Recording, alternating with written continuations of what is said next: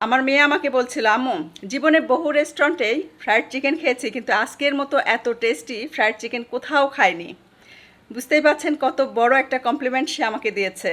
এই tasty fried chicken তৈরি করার জন্য এখানে পাকিস্তানি মুরগির লেগ পিস নিয়েছি 6টা, স্বাদ মতো লবণ, আদা রসুন বাটা, চিলি ফ্লেক্স, গোলমরিচের গুঁড়া, ধনে গুঁড়া, জিরা গুঁড়া, গরম মশলার গুঁড়া, লেবুর রস, সয়া সস, চিলি সস দিচ্ছি। চাইলে চিলি সসের পরিবর্তে আপনারা টমেটো সস ব্যবহার করতে পারেন। খুব সুন্দর করে সব কিছু একসাথে হাত দিয়ে মাখিয়ে রেস্টে রেখে দিব এটাকে অ্যাটলিস্ট 15 থেকে 20 মিনিটের মতো।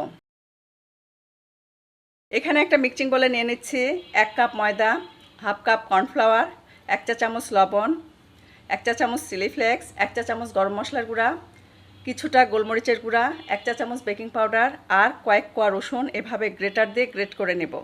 চাইলে রসুনের পরিবর্তে গার্লিক পাউডারটা ব্যবহার করতে পারেন, তবে অবশ্যই ব্যবহার করতে হবে এটা। হাত দিয়ে খুব সুন্দর করে মাখিয়ে নেব। অল্প অল্প করে পানির ছিটা দিয়ে ক্রাম্বলস রেডি করব। এভাবে মাখাতে মাখাতেই কিন্তু ক্রাম্বলস রেডি হয়ে যাবে। একবারে বেশি পানি দেওয়া যাবে না, অল্প অল্প করে পানি দিয়ে কিন্তু এটা রেডি করতে হবে। ক্রাম্বলস রেডি করে নিয়েছি।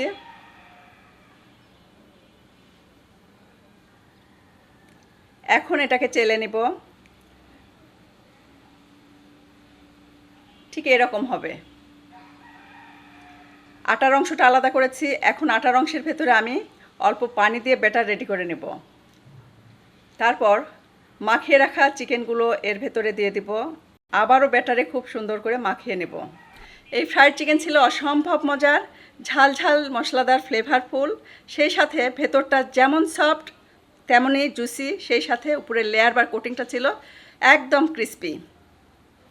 এই ব্যাটারে মাখানোর ফলে খুব সুন্দর করে কিন্তু কোটিং করা যাবে এই ক্রাম্বলসগুলো দিয়ে। অলরেডি কিন্তু আমি চুলায় প্যান বসিয়ে দিয়ে সেখানে তেল গরম করতে দিয়েছি। তেল পর্যাপ্ত গরম হয়েছে, তেল কিন্তু পর্যাপ্ত গরম হয়ে গেছে।